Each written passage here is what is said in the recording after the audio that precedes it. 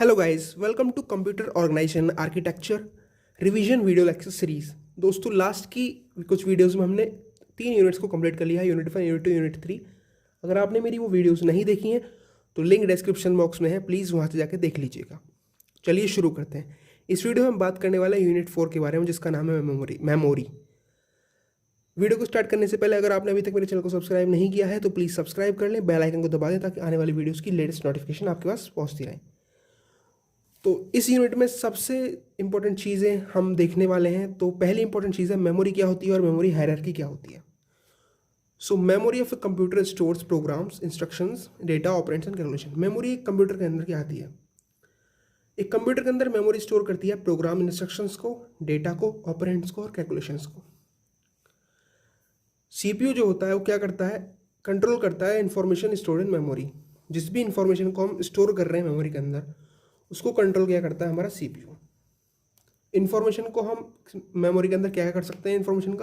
Information को हम fetch कर सकते हैं, रीड कर सकते हैं, मैनिपुलेट कर सकते हैं, यानी कि अपडेट कर सकते हैं, और उसको वापस से मेमोरी के अंदर उस इन्फॉर्मेशन को हम राइट कर सकते हैं। Means information is fetched, manipulated and return in memory. तो मेमोरी हमारी दो टाइप्स की होती है, इंटरनल मेमोरी और सेकेंडरी मेमोरी।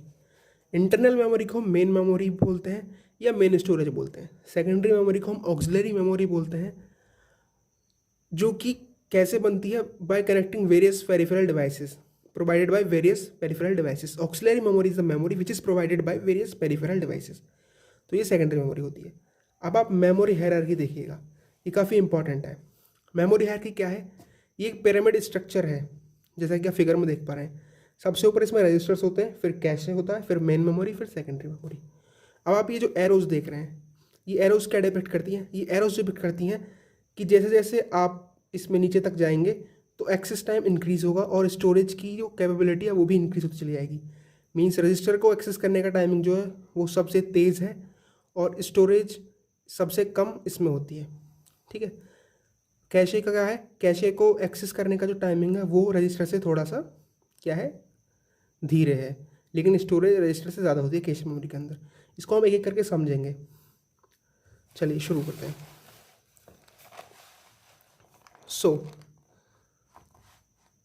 हाँ जी, तो हमारी ये मेमोरी हायरार्की क्या होती है? ये एक पिरामिड स्ट्रक्चर होता है। पिरामिड स्ट्रक्चर होता है which is used to describe the differences among memory type on the basis of access timing and storage etcetera. जैसा कि मैंने डायग्राम में दिखा था, ये एक पिरामिड स्ट्रक्चर है जिसका काम क्या होता है? ये डिस्क्राइब करता है कि मेमोरी टाइप्स के अंदर क्या क्या डिफरेंसेस हैं बेस्ड ऑन एक्सेस टाइमिंग या स्टोरेज के। तो रजिस्टर्स क्या होते हैं? बेसिकली रजिस्टर जो सबसे ऊपर आता है हमारी पिरामिड स्ट्रक्चर में, वो क्या करते हैं? Holds variable. Registers hold variable, यानी कि इंटरनल रजिस्टर्स जो होते हैं उनकी स्टोरेज जो होती है काफ़ी स्मॉल है और उनको हम एक्सेस कर सकते हैं इमीडिएटली। ये वेरिएबल चीज़ें को होल्ड करता है। कैशे मेमोरी क्या होती है? कैशे मेमोरी जो होती है वो बफर की तरह काम करती है सीपीयू और मेन मेमोरी के बीच में, और ये उस डेटा को होल्ड करती है जो कि हमारा सीपीयू बार बार यूज़ करता है। Means cache memory acts as a buffer between CPU and main memory. It holds data which is used by CPU again and again. ठीक है। आगे बात करते हैं मेन मेमोरी की। मेन मेमोरी एक बार पहले हम डिस्कस कर चुके हैं, दोबारा डिस्कस कर लेते हैं। मेन मेमोरी बेसिकली काफ़ी लार्ज मेमोरी होती है और इसका एक्सेस टाइम भी लार्ज होता है। ये फिजिकली सेपरेट होती है किससे? सीपीयू से। It is physically separated from the CPU. चौथी आती है हमारे पास सेकेंडरी है auxiliary memory.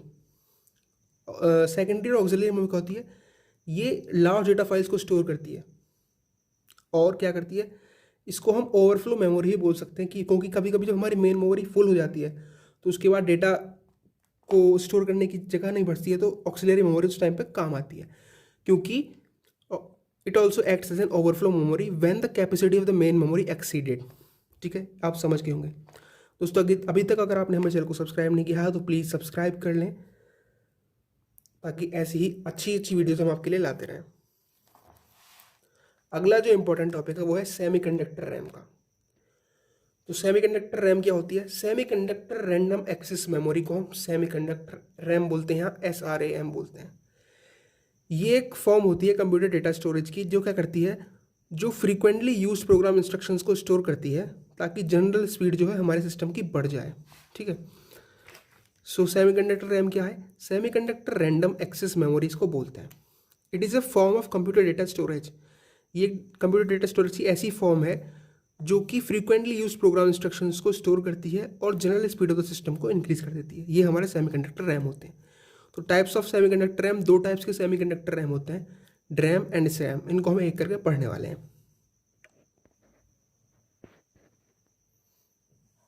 Types of semiconductor RAM basically two types के होते हैं, ड्रैम एंड स्रैम। ड्रैम क्या होती है?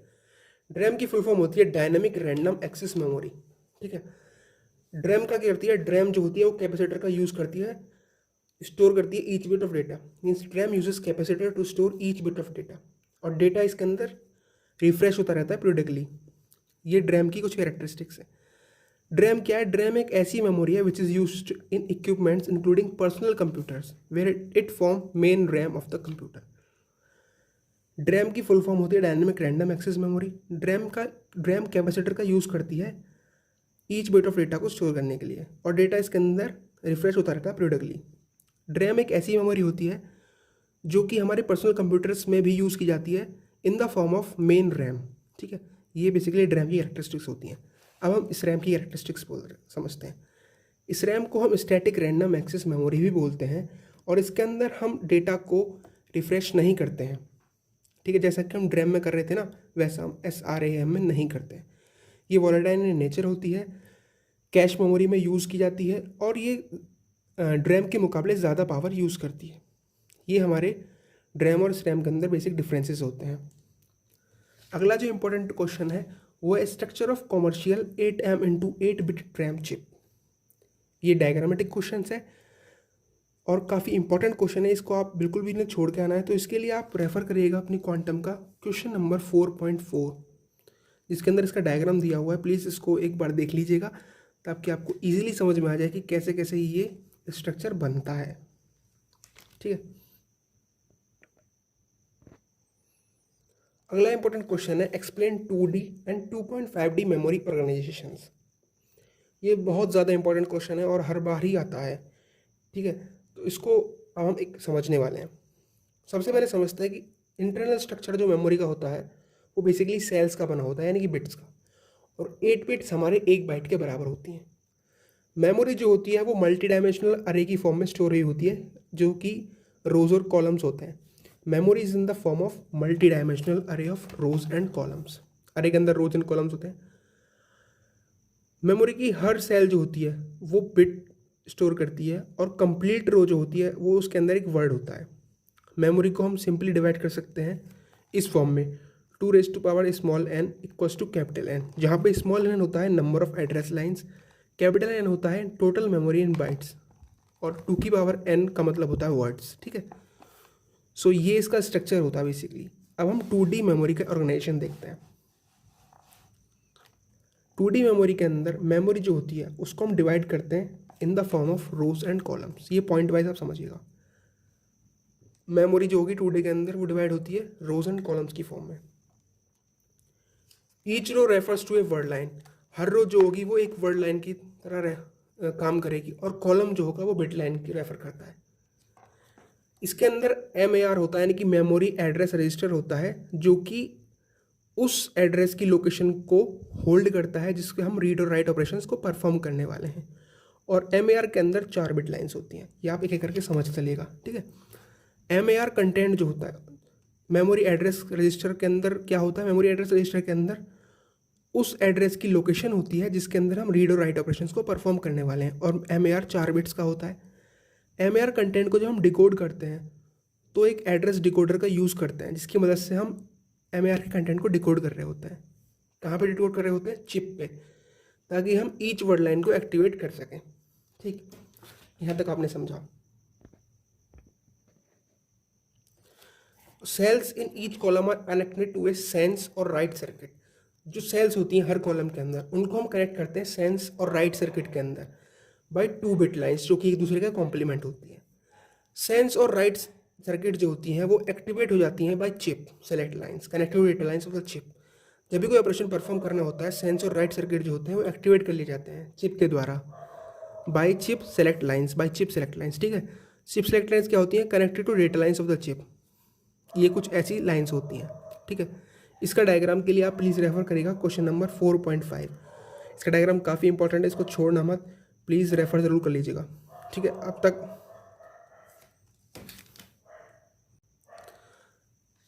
2D के अंदर जब रीड ऑपरेशन परफॉर्म हो रहा होता है, ड्यूरिंग रीड ऑपरेशन सर्किट क्या करता है? सर्किट सेंस करता है या रीड करता है इन्फॉर्मेशन को जो कि हमने स्टोर की हुई है सेल्स के अंदर। और स्टोर जो हम की हुई होती है इन्फॉर्मेशन, उसको रीड करने के लिए वर्ड लाइन का यूज़ करता है जो कि सेलेक्ट करती है इस इन्फॉर्मेशन को और इस इन्फॉर्मेशन को डेटा लाइन के ऊपर ट्रांसफर कर देती है। दोबारा समझिएगा, रीड ऑपरेशन के अंदर क्या होता है? सर्किट सेंस और read the information stored in cells. Circuit का काम करता है, जो सेंस और राइट सर्किट जो है क्या करेंगे? वो रीड करेंगे इन्फॉर्मेशन को जो कि हमने सेल के अंदर स्टोर की हुई है और उसको वर्ड लाइन के द्वारा सेलेक्ट करेंगे और ट्रांसमिट कर देंगे इन्फॉर्मेशन को डेटा लाइन के ऊपर। राइट ऑपरेशन के अंदर क्या होता है वो देखते हैं। Circuit write input information of the data line and store it to the select lines. Means data line से तो इन्फॉर्मेशन को हमने राइट किया है और उसको स्टोर कर देते हैं वापस सेलेक्ट लाइन के अंदर। तो बेसिकली ये काफ़ी ईजिली फंडा है। रीड ऑपरेशन में क्या करेंगे? वर्ड लाइन से सेलेक्ट करेंगे और उसको डेटा लाइन के ऊपर ट्रांसफर कर देंगे। इसके अंदर डेटा लाइन पर राइट करेंगे और स्टोर कर देंगे सेलेक्ट लाइन पे। ये फंडा है। अभी तक आपने हमारे चैनल को सब्सक्राइब नहीं किया तो प्लीज़ सब्सक्राइब कर लें। अब बात करते हैं 2.5D मेमोरी ऑर्गेनाइजेशन की। In 2.5D organisation the scenario is the same. Means 2.5D organisation में जो भी अब तक हमने 2.0D मेमोरी ऑर्गेनाइजेशन में पढ़ा था उसी तरह से सारा काम हो रहा होता है। लेकिन इसके अंदर क्या डिफरेंस होता है? इसके अंदर डिफरेंस होता है डिकोडर्स का। उसके अंदर सिंगल डिकोडर होता है, इसके अंदर 2 डिकोडर्स होते हैं। एक रो के लिए होता है और एक कॉलम के लिए होता है। मीन्स सेपरेट डिकोडर्स होते हैं। जो कॉलम डिकोडर होता है उसको हम कॉलम सेलेक्ट करने के काम आता है और रो डिकोडर होता है वो रो को सेलेक्ट करने के काम आता है। जो एड्रेस होता है हमारा MAR के अंदर यानी कि मेमोरी एड्रेस रजिस्टर के अंदर, वो डिकोडर्स पर जाता है इनपुट की तरह। तो डिकोडर का काम करता है, डिकोडर सेलेक्ट करता है रेस्पेक्टिव सेल को through the bit outline and read और write operations can be perform. Decoder का बेसिकली काम क्या होता है? वो जिस भी रेस्पेक्टिव सेल से बिट आउटलाइन आ रहा होता है उसको सेलेक्ट करेगा और उसके ऊपर रीड राइट ऑपरेशंस को परफॉर्म कर देगा। ये बेसिकली फंडा होता है हमारे 2.5D ऑर्गेनाइजेशन का। इसका भी डायग्राम है जिसको आप रेफर करिएगा क्वेश्चन नंबर 4.5 से, काफ़ी इंपॉर्टेंट है। प्लीज़ डायग्राम्स को देख लीजिएगा क्योंकि डायग्राम्स बनाने से आपकी जो आंसर राइटिंग की चीज़ें हैं वो बढ़ जाती हैं और डायग्राम के लिए भी क्वेश्चन में मेंशन आता है कि इसका डायग्राम भी बताइए, ठीक है। अब कंपैरिजन करिए 2D एंड 2.5D के अंदर। ये इंपॉर्टेंट है। अगर हम हार्डवेयर की बात करें, 2D के अंदर हार्डवेयर फिक्स्ड होता है और 2.5D के अंदर हार्डवेयर को चेंज करा सकते हैं। 2D के अंदर गेट्स की रिक्वायरमेंट ज़्यादा होती है, वहीं 2.5D के अंदर requirements of gates is less. 2D को बनाना काफ़ी कम्प्लेक्स होता है लेकिन 2.5D लेस कम्प्लेक्स होता है। 2D के अंदर एरर करेक्शन पॉसिबल नहीं होती है, वहीं 2.5D के अंदर एरर करेक्शन पॉसिबल होती है। ये बेसिकली इसका कंपैरिजन है 2D एंड 2.5D के, ठीक है। आपको अभी तक यहाँ तक समझ में आता होगा। अब हम बात करते हैं ROM and types of ROM की। रोम की फुल फॉर्म होती है रीड ओनली मेमोरी। और रीड ओनली मेमोरी क्या होती है? It holds data that is either permanent और will not change frequently. Read only memory के अंदर वो डेटा स्टोर होता है जो परमानेंट होता है या उसको चेंज नहीं फ्रीक्वेंटली हम कर सकते हैं, और ये नॉन वोलेटाइल मेमोरी होती है। Types of ROM. Types of ROM में बेसिकली 4 टाइप्स के रोम होते हैं। एक तो प्रॉम होता है, एक EEPROM होता है, एक डबल EEPROM होता है, एक मास्क प्रोग्रामिंग होती है। प्रॉम होता है programmable read only memory. EEPROM की फुल फॉर्म होती है erasable programmable read only memory. यानी कि जो erasable programmable read only memory है, ये अगर अल्ट्रावायलेट रेज की उसमें आ जाता है कंटेक्ट में तो इरेज हो जाता है इसके अंदर मेमोरी। EEPROM क्या होती है? इलेक्ट्रिकली इरेजेबल प्रॉम, ये इसकी फुल फॉर्म होती है। मास्क प्रोग्रामिंग क्या होती है? मास्क प्रोग्रामिंग का मतलब होती है ये कंपनी ही प्रोग्रामिंग करती है फैब्रिकेशन प्रोसेस के अंदर, ठीक है। मास्क प्रोग्रामिंग, इनको अगर आप डिटेल में पढ़ना चाहते हैं तो क्वांटम्स में आप देख सकते हैं, उसके अंदर डिटेल में लिखा हुआ है। मैं यहाँ पे ज़्यादा टाइम वेस्ट नहीं करूँगा क्योंकि और भी बहुत सारे क्वेश्चन हैं जो आपको बताना है। ये थ्योरेटिकल पार्ट है, आप इजीली कर पाएंगे। अगला इंपॉर्टेंट क्वेश्चन है memory address map of RAM and ROM. Memory address map of RAM and ROM जो है ये डायग्रामेटिक क्वेश्चन है और इसको आप रेफ़र करेंगे अपने क्वांटम के क्वेश्चन नंबर 4.7 से। प्लीज़ वहाँ से रेफ़र कर लीजिएगा। जितने भी क्वेश्चंस मैं आपको बता रहा हूँ ये काफ़ी इंपॉर्टेंट है एग्ज़ाम पॉइंट ऑफ व्यू से। चलिए शुरू करते हैं, दूसरा जो क्वेश्चन है उसको डिस्कस करते हैं। अगला इम्पॉर्टेंट जो टॉपिक है वो है कैश मेमोरी का। कैश मेमोरी क्या होती है? बेसिकली कैश मेमोरी एक small size type of volatile computer memory होती है। इसका साइज़ काफ़ी स्मॉल होता है, जैसे कि आपने हायरार्की में पढ़ा था। तो कैश मेमोरी एक small size type of volatile computer memory होती है। इसका काम क्या होता है? ये स्टोर और डेटा को रिटेन तभी करेगी जब कंप्यूटर की पावर ऑन होगी। ये बेसिकली क्या काम करती है? Provides high speed data access to the processor. ये इसकी कैरेक्टरिस्टिक्स हैं, कैरेक्टरिस्टिक्स ऑफ कैश की memory. It provides high speed data access to a processor. ये हाई स्पीड डेटा का एक्सेस प्रोवाइड कर देती है प्रोसेसर को, और इसको हम प्राइमरी या सेकेंडरी तरीके से भी स्टोर कर सकते हैं। कैश मेमोरी कहने भी प्राइमरी और सेकेंडरी। अब अगला इंपॉर्टेंट क्वेश्चन आता है कि इसको मतलब मेजर कैसे कर सकते हैं। जो परफॉर्मेंस ऑफ कैश मेमोरी जो होती है उसको मेजर करते हैं हिट रेशियो पे। हिट रेशियो क्या होता है? हिट रेशियो होता है number of hits divided by number of hits plus number of miss. अब ये जब हम सीपीयू को मेमोरी के अंदर किसी भी वर्ड को सर्च करने के लिए बोलते हैं, अगर वो वर्ड फाउंड हो जाता है तो हिट बोलेंगे, और अगर वर्ड नहीं मिल पाता है तो उसको मिस बोलेंगे। तो उन्हीं हिट्स और मिस का जो रेशियो उसको हम हिट रेशियो बोलते हैं, और ये कैश मेमोरी की परफॉर्मेंस को मेजर करने के काम आता है। दोस्तों आई होप आपको वीडियो पसंद आई होगी। वीडियो पसंद आई हो तो वीडियो को लाइक करें, चैनल को सब्सक्राइब करें और बेल आइकन को दबाना ना भूलें। Thank you for watching the video. जय हिंद, जय भारत।